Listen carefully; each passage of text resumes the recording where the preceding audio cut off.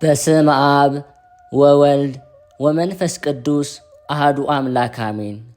በክርስቶስ ክርስቲያን፣ በወልድ ውሉድ፣ በመንፈስ ቅዱስ መንፈሳውያን የተባላችሁ የእግዚአብሔር ቤተሰቦች፣ የቅድስት ድንግል ማርያም የአስራት ያደራ የጥበቃ ልጆች፣ በወደደን ባፈቀረን በክርስቶስ ፍጹም ሰላምታ ሰላም እላችኋለሁ። የአምላካችን የእግዚአብሔር ስሙ የተመሰገነ ይሆንልን። የእናቱ የእናታችን የቅድስት ድንግል ማርያም ለስሙ አጠራር ክብሩና ምስጋና ይግባት። የቅዱሳን መላእክት፣ ጻድቃን፣ ሰማዕታት እንደየተሰጣቸው ጸጋና ክብር ስማቸው የተመሰገነና የከበረ ይሆንልን። አሜን። በሀገር ውስጥም በሀገር ውጭም ያላችሁ የማኅደር ሚዲያ ተከታታዮች የእግዚአብሔር ሰላምና ክብር ከሁላችሁ ጋር ይሁን።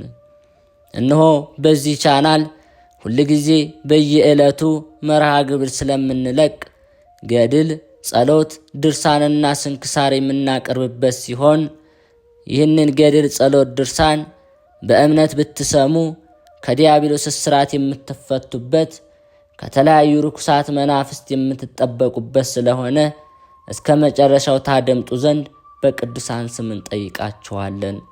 ለአገልግሎቱም ለመደገፍ ሁልጊዜ ላይክ፣ ሰብስክራይብ እንዲሁም ሐሳብ አስተያየታችሁን በኮሜንት በማስፈር መንፈሳዊ ኃላፊነታችሁን እንድትወጡ እንጠይቃለን።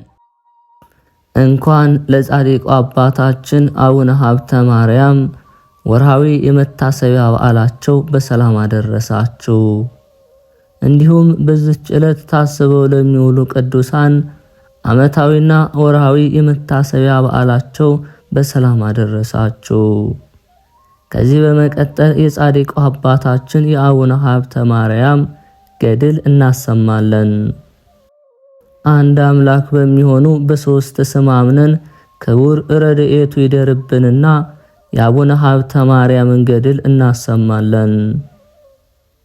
ከቤቱ ከገባ በኋላ ጸሎቱን ይጸልይ በጀመረ ጊዜ ጸሎቱንም ሲጸልይ ሳለ ጌታችን መድኃኒታችን ኢየሱስ ክርስቶስ የብዙ መላእክትን አስከትሎ ቅዱሳት አንስትን ካስከተለች ከእናቱ ድንግል ማርያም ጋር ወደ እርሱ መጣ። ዳግመኛም ጻድቃን፣ ሰማዕታት፣ ሐዋርያትም ነቢያትም ተገለጹለት።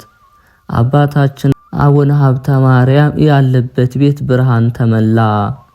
ያን ጊዜ ይህንን የሚያስፈራ ድንቅ ራእይ ባየ ጊዜ ደንግጦ ፈራ። ጌታችንም ወዳጅ ሀብተ ማርያም ሆይ ዘወትር የምትሰራውን ሥራ ሁሉ እኔ ወድጄ የምቀበለው ነው ብዬ በእውነት እነግርሃለሁ ብሎ በፍቅር አንድነት ተናገረው።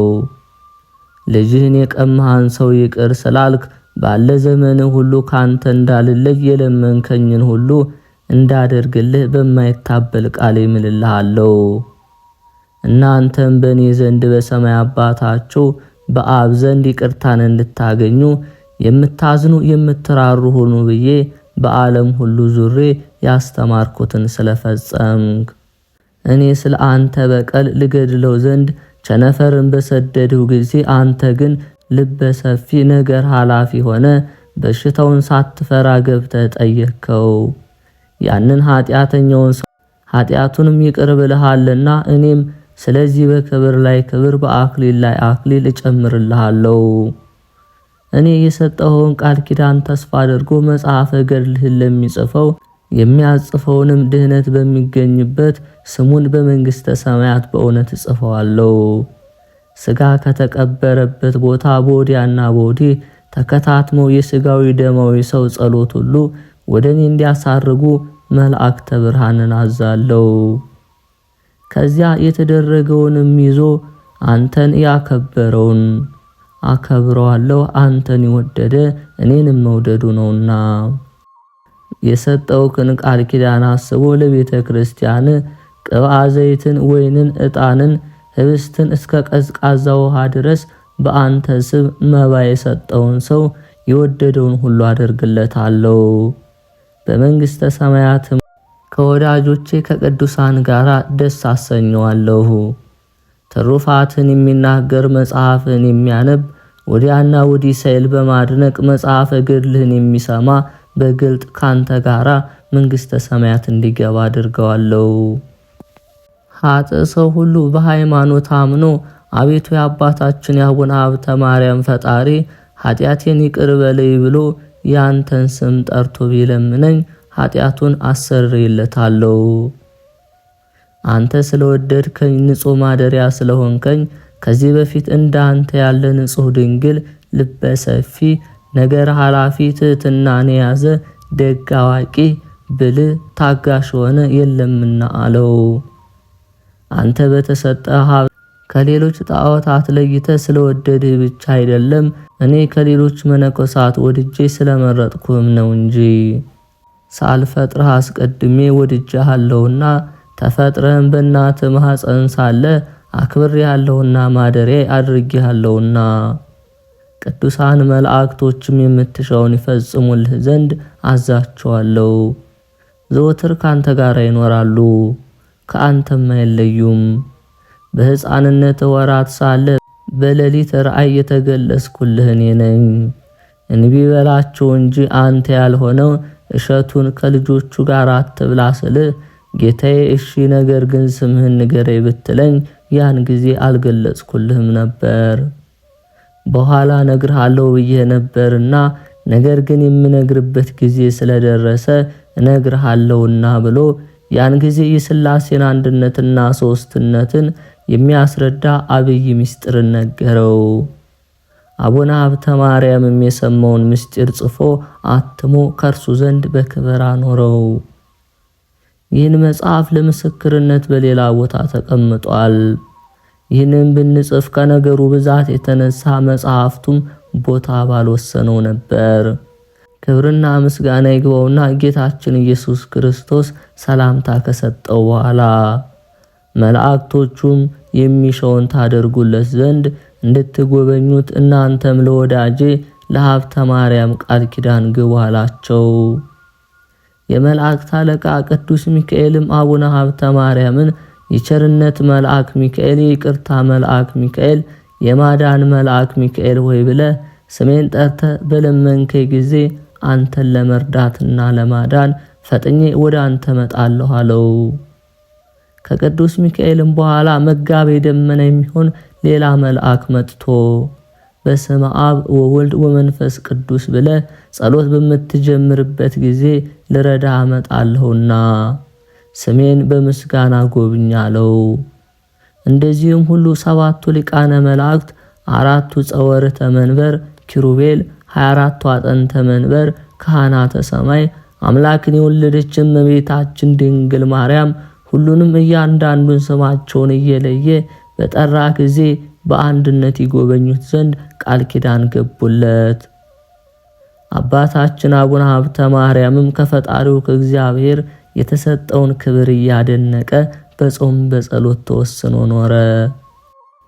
ከዕለታት በአንድ ቀን ሥጋ ወደሙን ቀድሶ ለማቁረብ ወደ ቤተ ክርስቲያን አባታችን በገባ ጊዜ ለመርዳት ቅዱስ ሚካኤልና ቅዱስ ገብርኤል ወረዱ። ከወረዱም በኋላ ሚካኤል እንደ ጥላ ራሱን ጋረደው። ገብርኤልም የጠፋውን ኃይለ ቃል ያቃናለት ዘንድ ወንጌል ሲያነብ ይደግፈው ነበር። በዚያችም ቀን አቡነ ሀብተ ማርያም ከእጃቸው ሥጋ ወደሙን ለመቀበል በየአድባራቱ በየገዳማቱ ተሰውረው የሚኖሩ 500 ስውራን ቅዱሳን ወደ እርሱ መጡ።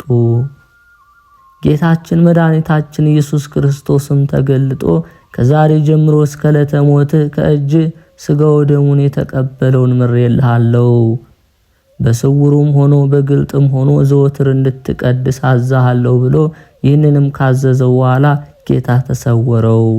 ዳግመኛም ቅዳሴ ማርያምን ቀድሶ የትንሣኤ ዕለት ካቆረበ በኋላ በሰላም ወጥቶ በፍቅር በአንድነት ወደ ቤቱ ተመልሷል።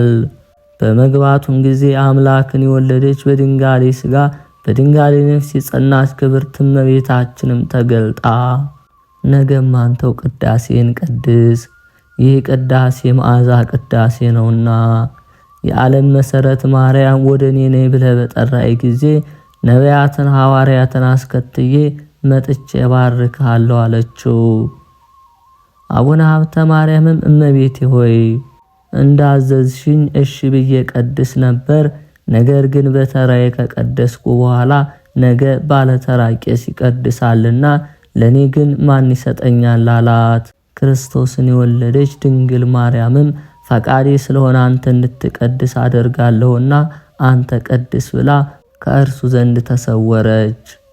በበነጋም የሚያዝያ መባቻ ሰኞ ቀን ነበርና ሌላኛው ተረኛ ቄስ የሚቀድስበት ነው።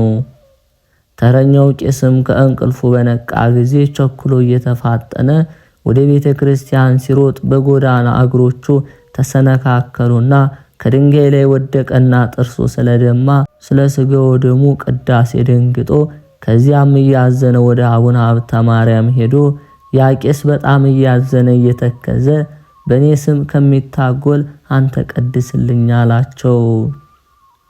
እነሆ እኔ በመንገድ ወድቄ ከጥርሴ ብዙ ደም ፈሷል በማለት አባ ሀብተ ማርያምን ለመነ። አቡነ ሀብተ ማርያምም የቄሱን ነገር ሰምቶ አምላክን የወለደች እመቤታችን የነገረችውን ነገር አስቦ አደነቀ። ከዚህ በኋላ አምላክን የወለደች እመቤታችን ቅድስት ድንግል ማርያም አስቀድማ እንደነገረችው ሳራይ ቄስ ሆኖ ቅዳሴ ማርያምን ቀደሰ።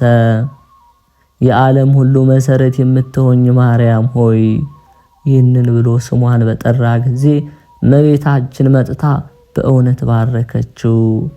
ሥጋው ደሙን የተቀበሉ ምእመናን ሁሉ ደጋጎች ተባሉ። በዚያን ጊዜ እግዚአብሔር በኢትዮጵያ ሀገር ላይ ሃይማኖቱ የቀና ናኦድ የሚባል ንጉሥ አነገሰ።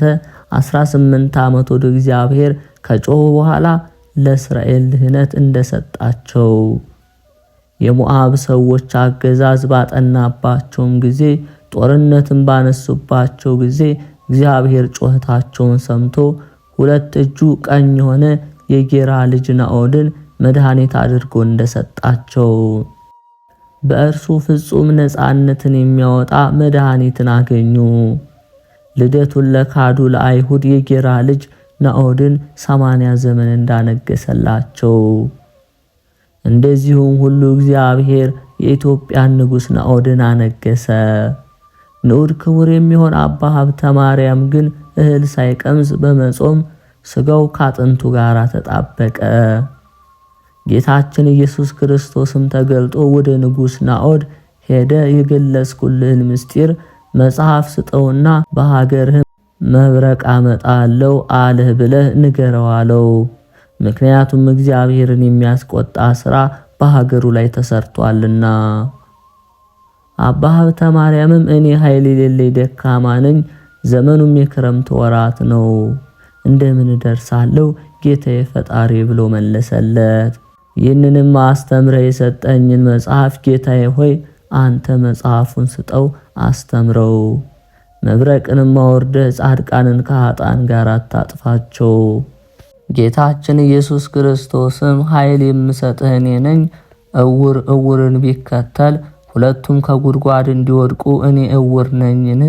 እኔ በሰላም ወደ እውነተኛ መንገድ የምመራ አይደለሁምን? ስሜ ብርሃን ነው። ያም ንጉሥ ፈርቶ ንስሐ ገብቶ ካልጸለየ መብረቅ መውረድንም አልተውም አለው። ነገር ግን አስቀድመህ ሄደህ ያልኩህን ሁሉ ለንጉሡ ንገረውና ንስሐ ሲገባ አንተ ትረዳዋለህ። ከዚህ ጋር ጌታችን ሌላ ቃል ኪዳን አዞት ከእርሱ ተሰወረ።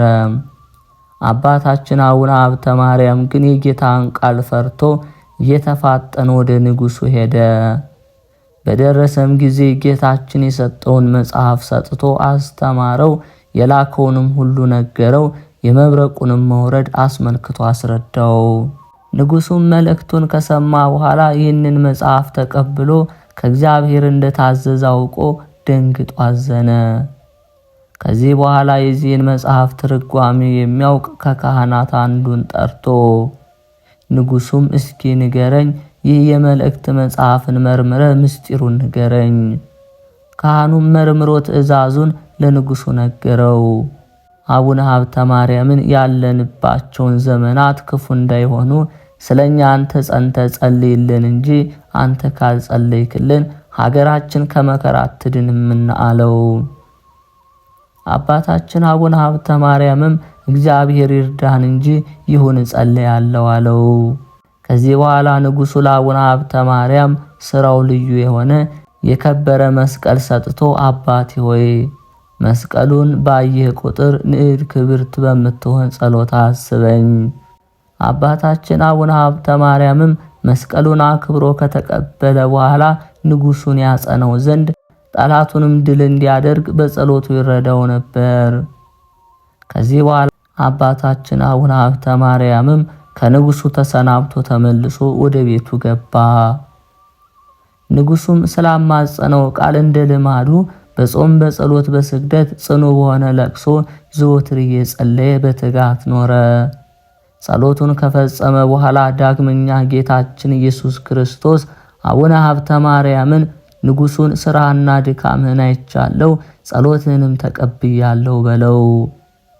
በቸነፈር ጥቂት ሰዎች ይሞታሉ እንጂ መቅሰፍተ መዓቴ ካንተ ከሀገርህ የታዘዘብህ መቅሰፍት ይርቃል በለው አለው።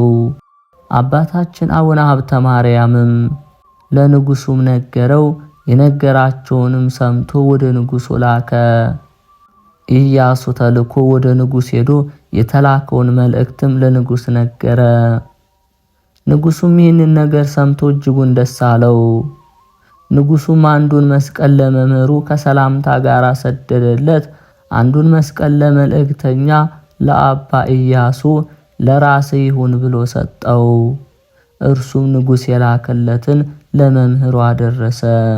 አባ ሀብተ ማርያምም ለንጉሥ የተደረጉትን ተአምራቶች ለወዳጆቹ ምስጢርን የሚገልጥ የእግዚአብሔርን ሥራ አደነቀ።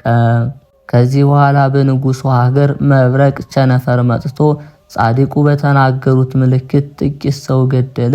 ይህ በተደረገ ጊዜ የተሰወረውን የሚያውቅ አቡነ ሀብተ ማርያም ሁሉ እንዲደረግ አወቀ። የጻድቁ ልመናው ክብሩ ይደርብን። ከዚህ በኋላ ቀኝ ግራው ፊት ኋላውን ትምህርተ መስቀል እያማተበ ይጸልይ ጀመር። ያን ጊዜ ክብር ምስጋና ይግባውና ጌታችን ኢየሱስ ክርስቶስ ተገለጠለት። ከጌታ ጋር ሚካኤልና ገብርኤል ተገለጡለት። ጌታችን ኢየሱስ ክርስቶስ አቡነ ሀብተ ማርያምን የቆምክበት ቦታ ምስራቁን፣ ምዕራቡን፣ ሰሜኑን፣ ደቡቡን፣ ንዑሱን፣ ማዕዘኑን ባርክ አለው። አባ ሀብተ ማርያምም ጌታችን ኢየሱስ ክርስቶስ እንዳዘዘው አደረገ። ባማተበም ጊዜ በትይዩ ቆመው 3 አጋንንት ለአባታችን ታዩት። ከኖህ ዘመን ከተደረገው ማያይህ ተርፈን ብዙ ዘመን ከኖርን በኋላ ከአንተ እኛ ካንተ ምን አለን? ምንስ ጸብ አለን? ብለው አሰምተው ጮኹ። ዛሬም ታጠፋን ዘንድ መጣን? ማን እንደሆን ካውቀናል። ቅዱስ የእግዚአብሔር ሰው ሀብተ ማርያም አይደለህምን? አሉት። በሰው ላይ የምታደርጉት ብልሃታችሁን ንገሩ ይበላቸው እንጂ ምንም እሊህ አጋንንት የዘመዶች ጠላቶች ሲሆኑ፣ ጌታም ወዳጅ ሀብተ ማርያም ሆይ ከነዚህ ከአጋንንት ጩኸት የተነሳ አትፍራ ብሎ አጸነው እንጂ። ያን ጊዜ አባታችን አቡነ ሀብተ ማርያም ከአጋንንቱ ጩኸት የተነሳ ፈርቶ ነበር።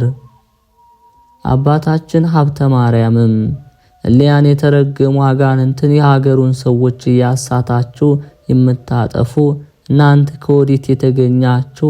ክፋታችሁስ ምንድነው? አላቸው።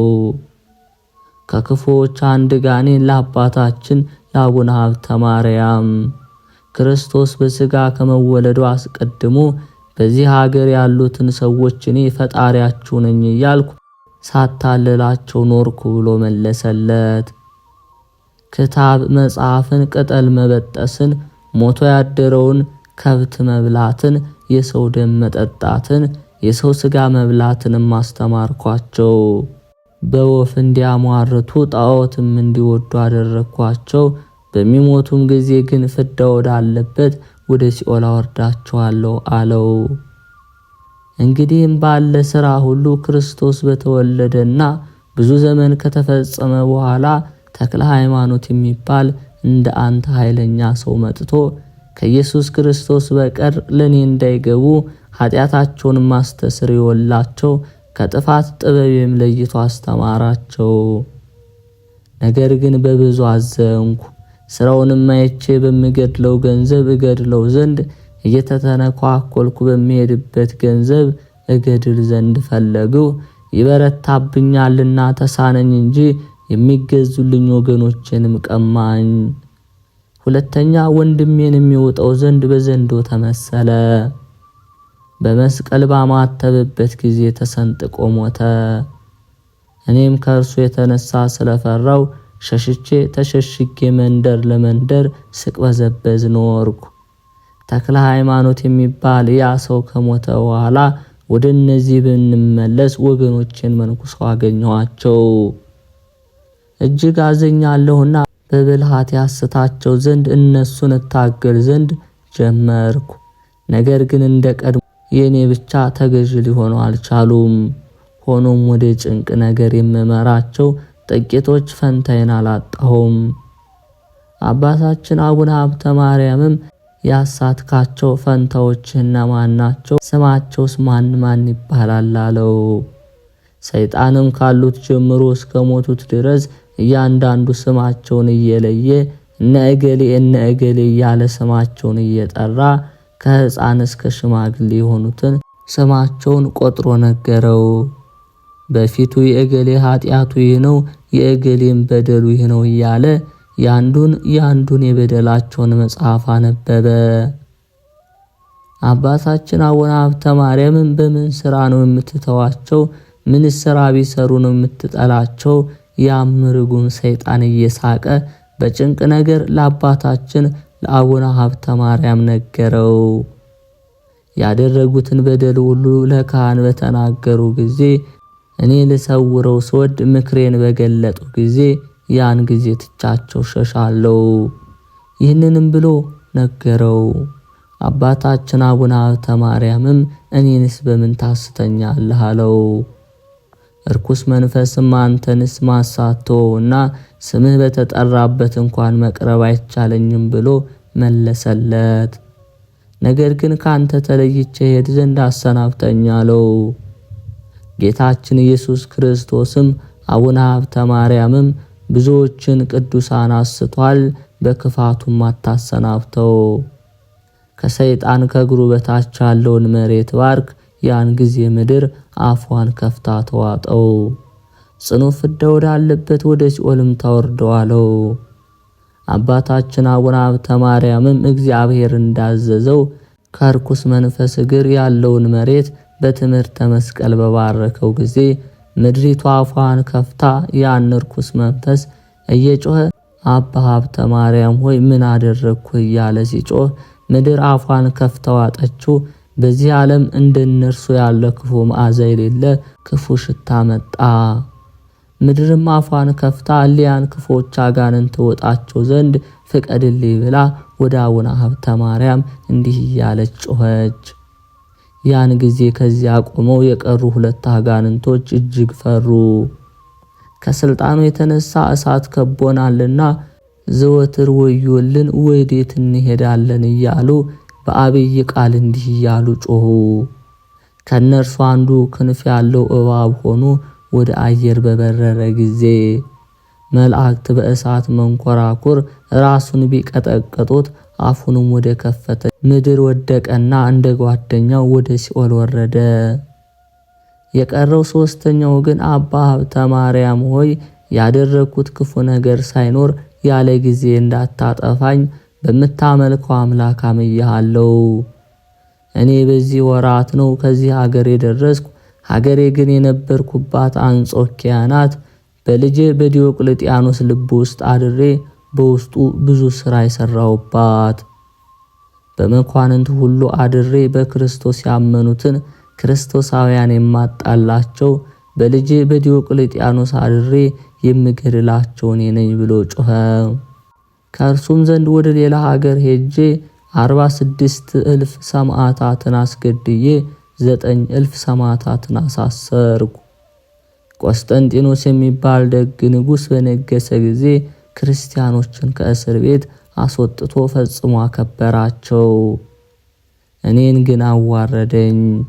ከዚያ ጊዜ ጀምሮ ጤና አላገኘሁም። ልጄ ዲዮቅልጥያኖስም ከሞተ በኋላ ከቆስጠንጢኖስ ንጉሥ ክብር የተነሳ መውጫ መግቢያ አጥቼ መከራ እየተቀበልኩ ስቅበዘበዝ ኖርኩ። ያን ጊዜ ለምን ሥራ ትፈታለህ? ሥራህን ታስተምራቸው ዘንድ ወደ ኢትዮጵያ ሀገር ሂድ የሚል ቃል ከጌታዬ ከዲያብሎስ ቃል መጣ፣ ተነገረ። እንደምታየኝም ወደዚህ መጣው። አሁንም እንዳየኋቸው ወንድሞቼ ዛሬ እንዳታጠፋኝ ስለ እግዚአብሔር ይቅር ብለህ ተወኝ። ይህ ሰው አስቀድሞ ከነበሩ ቅዱሳን ለይቶ መከራ ጽንቶብኛልና ልጄ ዲዮቅልጥያኖስ ሆይ ታድነኝ ዘንድ ወዴት ሄድክ እያለ አለቀሰ። ያን ጊዜ ጌታችን መድኃኒታችን ኢየሱስ ክርስቶስ አቡነ ሀብተ ማርያምን በሚፈርድበት ገንዘብ የሚፈረድበት ጊዜ አልደረሰምና ይህንን እስተወዋለው።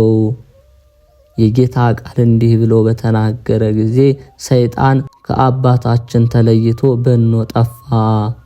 ምድርም እሊያን አጋንንት ለማስጠም ከተከፈተች በኋላ እንደ ቀድሞዋ ተመለሰች።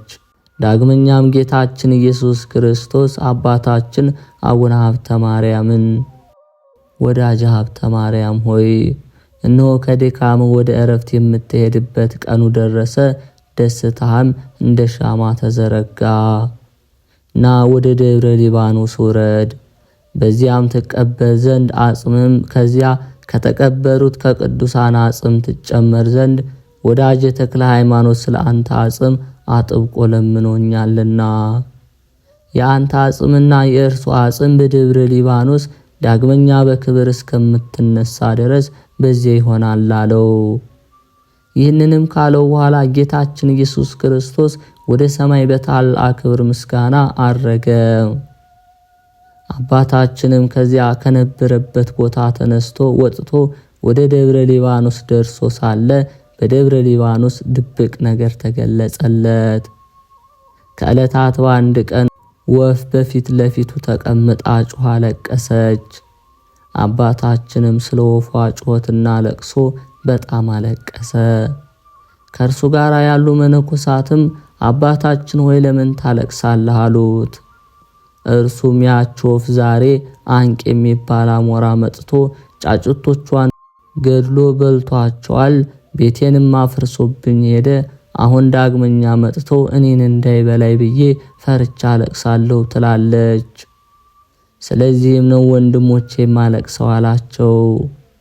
ይህንንም ሰምተው ወንድሞች መነኮሳት አብረው ታለቀሱ። ምክንያቱም ከፊታቸው ወፏ እጅግ አምረራ አዝና ትጮህ ነበርና። አባ ሀብተ ማርያምም እግዚአብሔር ይጠብቅሽ ብሎ በእግዚአብሔር ፈቃድ አጽናንቷት ሄደ።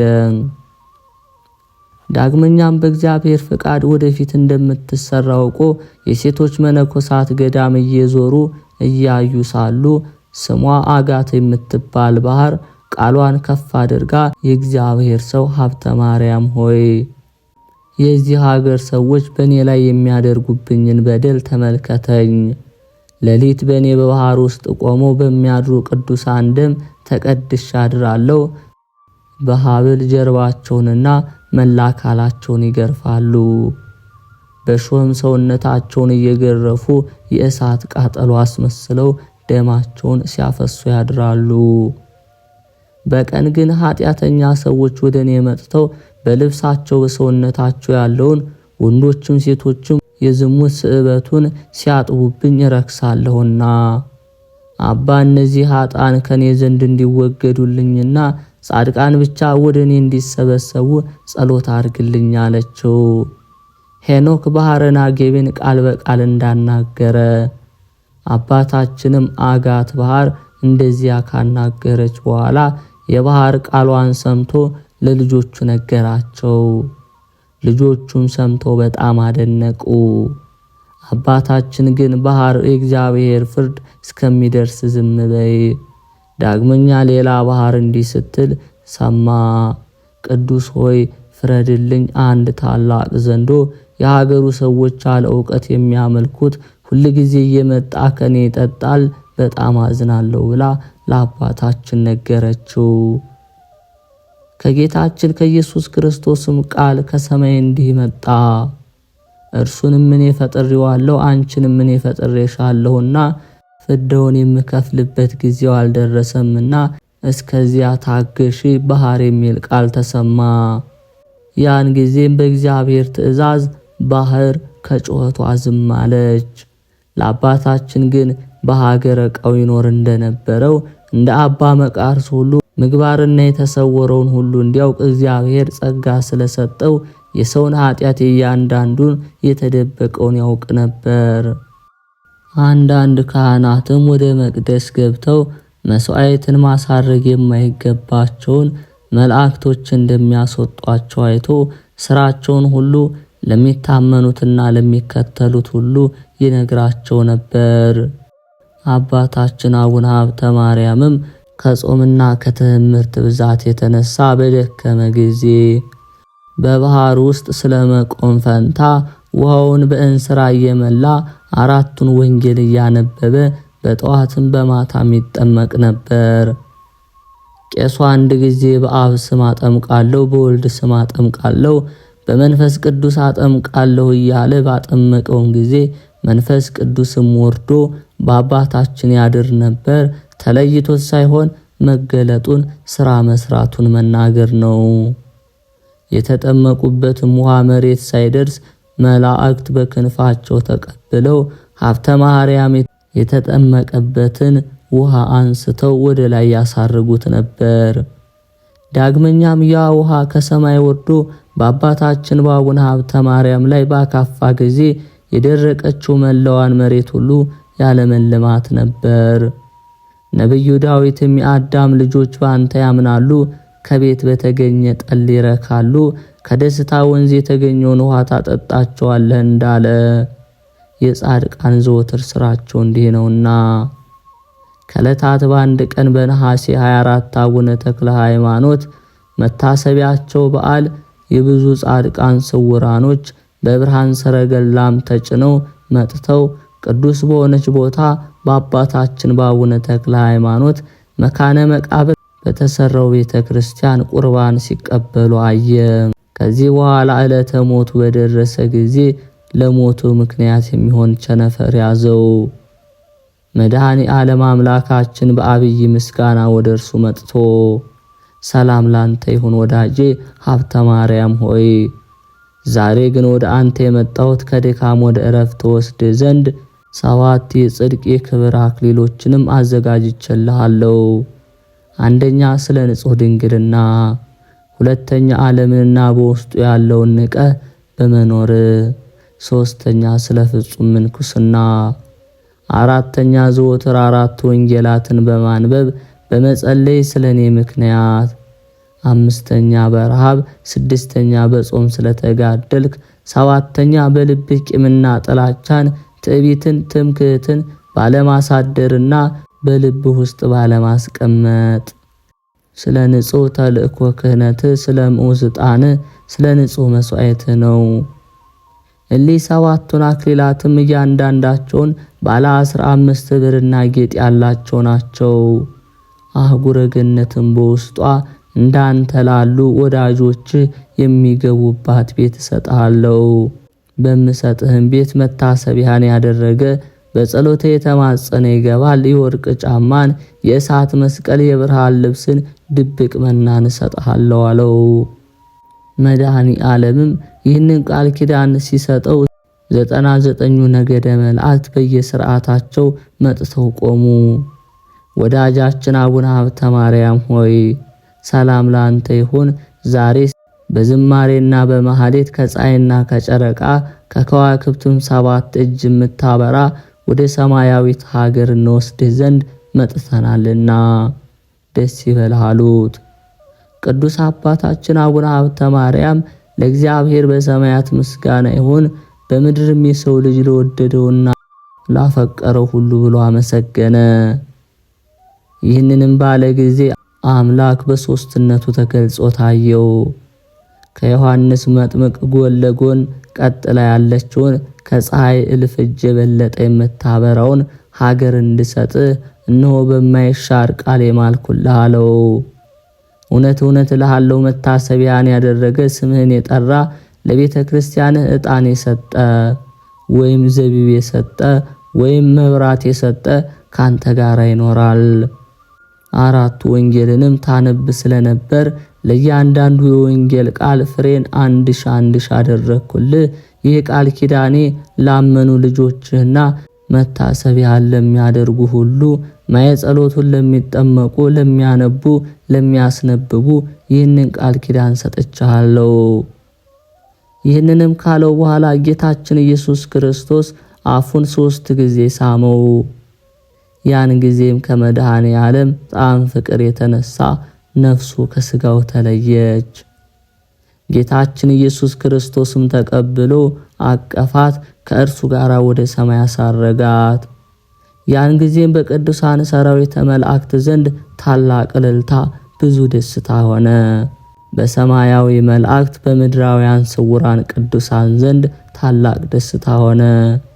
በኢትዮጵያም ኅዳር 26 በሆነ ዘመን ዕለት የአባታችን የአቡነ ሀብተ ማርያም ነፍሱ ከስጋው ተለየች። ያን ጊዜ ከአባታችን ከአቡነ ሀብተ ማርያም የሕይወት መንፈሳቸው ከወጣች በኋላ ካህናት በመልካም ልብስ ገንዘው በዝማሬ በመሐሌት ከቅዱስ አባታችን ከአቡነ ተክለ ሃይማኖት አጽም ጋራ በጻድቁ መቃብር ቀበሩት። ለአብ ለወልድ ለመንፈስ ቅዱስ ምስጋና ይድረሰውና ይህን ያህል ታላቅ ጻድቅ ለሀገራችን መማፀኛ መማለጃ የሰጠው ስሙ እስከ ዘላለም ድረስ የተመሰገነ ይሁን። የጻድቁ አባታችን የአቡነ ሀብተ ማርያም ጸሎቱ ረድኤቱ እርሳቸውን ከተማጸኑት ጋራ ለዘላለሙ ይሁን በእውነት። በደሉ ብዙ የሆነ ይህንን መጽሐፍ የጻፈውን ያነበበውን የተረጎመውን ኃይለ ቃሉን ለሰማን ለእኛም እግዚአብሔር በቸርነቱ ይጠብቀን። ጌታ የአባቴ ወዳጆች ሆናችሁ ቅዱሳን ወደኔ ኑ መንግሥተ ሰማያት ተወርሱ ዘንድ ተላ ደስታ ወደሚያደርግበት ትገቡ ዘንድ በሚል ጊዜ በደላችን የመላእክት ወገን ስለሚሆን አቡነ ሀብተ ማርያም ንጽሕና ይቅር በለን። በአዳራሹ ኢየሩሳሌም ከእርሱ ጋር ያኑረን ለዘላለሙ ይሁን ይደረግ በእውነት።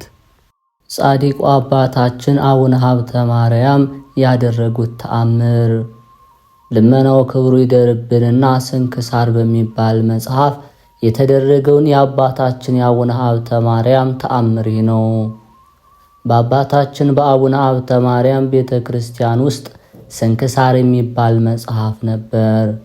ይህንንም ስንክሳር ግንቦት 1 ቀን በ1989 ዓመተ ምህረት 2 ዲያቆናት ሰርቀው አዲስ አበባ ወስደው ስለሸጡት ከቦታው ታጣና የቤተ ክርስቲያን አገልጋዮች የሚሆኑ ካህናት ሁሉ ታሰሩ። ይህንንም ዲያቆን መላልሰው ስለመረመሩት አላውቅም ብሎ ስለ ካደ ወዲያውኑ አልቆየም። በአባታችን በአቡነ ሀብተ ማርያም ተአምር አልቆየም፣ ፈጥኖ ተቀሰፈ። ሁለተኛውም ዲያቆን ለማሳሰር ወደ ዳኛ ሲወስዱት ከወታደሮቹ አምልጦ ሲሮጥ በታላቅ ገደል ወደቀ። ይኸውም ገደል በሰው ክንድ 180 የሚሆን ነው። እርዝመቱ ይህን ያህል ሲሆን ሳይሞት በአካሉም ሳይነካ ሳይጎዳ በሕይወት ተገኝቷል። ሞቶ ቢሆን መጽሐፉ እንደጠፋ ይቀር ነበር። ይህ ተአምር የተደረገው በአባታችን በአቡነ ሀብተ ማርያም ስልጣን ነው። ከዚህ በኋላ ተይዞ ወደ ዳኛ ሲወስዱት ከመገረፉ አስቀድሞ የሸጠለትን ሰው ተናገረ። ከዚያም ቀጥሎ መርቶ ወሰደው፣ የገዛውንም ሰው አሳየ። የገዛውንም ሰው ቢጠይቁት እውነት ነው የኔ ገንዘብ ነው ብሎ ስለሸጠልኝ ገዝቻለሁ ብሎ አምኗል። ከዚህ በኋላ የገዛውም ሰርቆ የሸጠውም በአንድነት የደብረ ሊባኖስ ከተማ በምትባለው በደብረ ጽጌ ታሰሩና ከብዙ ምርምር በኋላ በአባታችን በአቡነ ሀብተ ማርያም ተአምር ስንክሳር የሚባለው መጽሐፍ ስለተገኘ ገዢው በዋስ ተለቋል። ሻጩ ግን ከሀገር ጠፍቷል። ይህ ስንክሳር የተባለው መጽሐፍ ከጠፋ በ6ኛ ወሩ ከአባታችን አቡነ ሀብተ ማርያም ተአምር የተነሳ በብዙ ሥራ ተገኝቶ ተመልሶ ወደ ቤተ ክርስቲያኑ ገብቷል። በወዳጁ በአባታችን አቡነ ሀብተ ማርያም ስልጣን ይህን ተአምር ላደረገ እግዚአብሔር ክብር ምስጋና ይግባው። ልመናው ክብሩ ለዘላለም ይደርብንና እኛንም ከጸዋትወ መከራ ፈጽሞ ይጠብቀን፣ አሜን። ዳግመኛም አባታችን አቡነ ሀብተ ማርያም ያደረጉት ተአምር። ጡቷን ካንሰር በሚባል በሽታ የታመመች አንዲት ሴት ነበረች። በጡት በሽታ በታመመች ጊዜ በከተማ ወደሚገኝ ባለመድኃኒት ሄደች። ያም ባለመድኃኒት መድኃኒት የሚያደርግላትን ቀን ቀጠራት። ከዚህ በኋላ ቀጠሮ እስኪደርስ ወደ አባታችን ወደ አቡነ ሀብተ ማርያም ገዳም ሄደች። ከቦታውም በደረሰች ጊዜ ባለመድኃኒቱ የቀጠረ ቀን እስኪደርስ ድረስ መጣሁ ብላ በገዳሙ ላሉ አበው ተናገረች። እነሱም ቢሻልሽ ብለው ከሎሚ ፍሬና ከእምነቱ አፈር በውሃ በጥብጠው ቢሰጧት ከጠጣች በኋላ ከደዌው የዳንኩ ይመስለኛል ስትል ጤናዋን ተናገረች። ይህንንም ብላ ወደ ቀጠራት ወደ ባለ መድኃኒቱ ብትሄድ ያም የቀጠራት ባለ መድኃኒት መርምሮ እንደ ዳነች አይቶ ከደዌሽ ድነሻል፣ ምንም የለብሽም ብሏታል። ከዚህ በኋላ እንደ ዳነች አውቆ ሊያደርግላት ያሰበውን መድኃኒት ተወ። ይኸውም የተደረገው ድውያንን የሚፈውስ በአባታችን በአቡነ ሀብተ ማርያም ተአምር ነው። ዳግመኛም አባታችን አቡነ ሀብተ ማርያም ይህን ተአምር አደረጉ። የጨጓራ በሽታ የታመመች አንዲት ሴት ነበረች። ከደዌዋ የተነሳ ከደረቅ ዳቦ በቀር ሌላ ምንም አትቀምስም ነበር። ብዙም ቀን ስትጨነቅ ትኖር ነበር። ከዚህ በኋላ ከገዳሙ የድህነት ምክንያት አገኛለሁ ብላ ወደ አባታችን ወደ አቡነ ሀብተ ማርያም ገዳም ሄደች። ይኸውም ደጋጎች መነኮሳት የሚገኙበት ነው። እስከ 7 ቀን ድረስ ከሎሚ ፍሬ 3 እየሰጧት ያንን ጭማቂ እየጠጣች ሰነበተች። ከዚህ በኋላ በአባታችን በአቡነ ሀብተ ማርያም ብርቱ ጸሎት ከደዌ ዳነች። እንጀራ ከመብላት ተከልክላ ብዙ ዘመን ከኖረች በኋላ አበው መነኮሳት የሚበሉትን ዳቤ ለመብላት ቻለች። ከዳነችም በኋላ እግዚአብሔርን አባታችን አቡነ ሀብተ ማርያምን እያመሰገነች ወደ ሀገሯ ሄደች።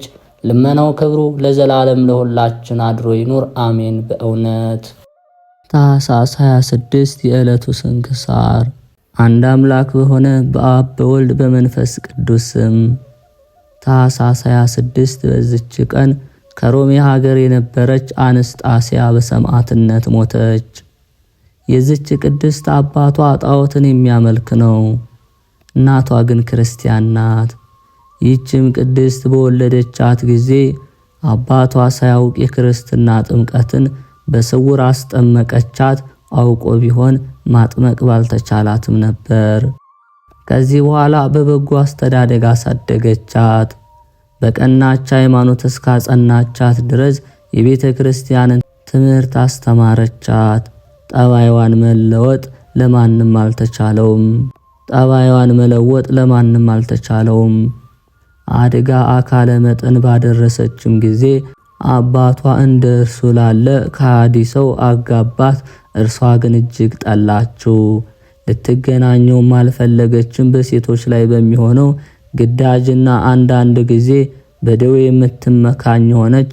እንዲጠላትና ከእርሷ እንዲለይ ያደፈና የቆሸሸ የተጎሳቆለ ልብስ ትለብስ ነበር። ባሏም ወደ ሥራው ወጥቶ በተሰማራ ጊዜ እርሷም ስለ ቀናች ሃይማኖት የታሰሩ እስረኞችን ትጎበኝ ዘንድ ትሰማራለች። ታገለግላቸውና የሚሽቱንም ትሰጣቸዋለች።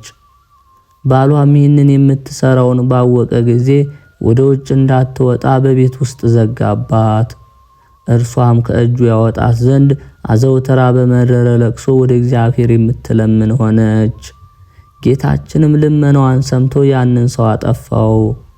እርሷም በሞቱ ደስ አላት። ከዚህ በኋላ ለድሆችና ለምስኪኖች ስለ ቀናች ሃይማኖትን በመታመን ለታሰሩ እስረኞች ገንዘቧን ሁሉ ሰጠች። የሮሜ ሀገረ ገዥም ዜናዋን በሰማ ጊዜ መልእክተኞችን ልኮ ወደ እርሷ አስመጣት። ስለ ሃይማኖቷም ጠየቃት። ክርስቲያን እንደሆነች በፊቱ ታመነች። ቃል ኪዳን በመግባትም ተናገራት። ከበጎ ምክሩ አውጥቶ ወደ ክህደት ሊያዘነብላት አልቻለም።